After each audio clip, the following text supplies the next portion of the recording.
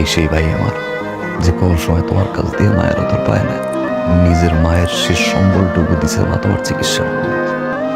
মা ভাইজান পারতো না মায়ের ওই গহনাগুলো বেচা নিজের চিকিৎসা করতে, নিজের সুস্থ করতে? করে না। তোমার কথা ভাবছে একটা মানুষের মায়ের দেওয়ার শেষ সম্বলটুকু কখন দিয়ে দেয় জানো মা? যখন সেই মানুষটারে তার জীবনের চেয়ে বেশি ভালোবাসে। আর ভাইজানের সেই মানুষটা হচ্ছে তুমি।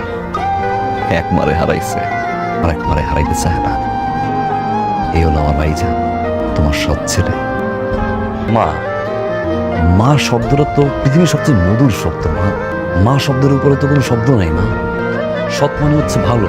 সৎ মা, এই দুইটা শব্দ যখন এক হয় তখন পৃথিবীতে কোনো ভয় থাকে না, ভীতি থাকে না, কোনো আতঙ্ক থাকে না, কোনো ডর থাকে না। তারপরেও কেন মানুষ সৎ মারে ভয় পায় মা? তারপরেও কেন সৎ মা মানে আতঙ্ক? মা মা চলে যাওয়ার পরে সংসারের প্রয়োজনে একজন মা নিয়ে আসে, আর সেই সৎ মারাই কিছু স্বার্থের আশায় আর এক মায়ের সন্তানরে দূর দূর করে তাড়ায়। কিছু স্বার্থ।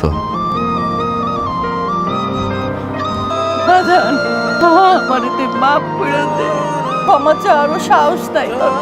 অনেক অন্যায় করছি, আমি তোমার সাথে অনেক অন্যায় করছি।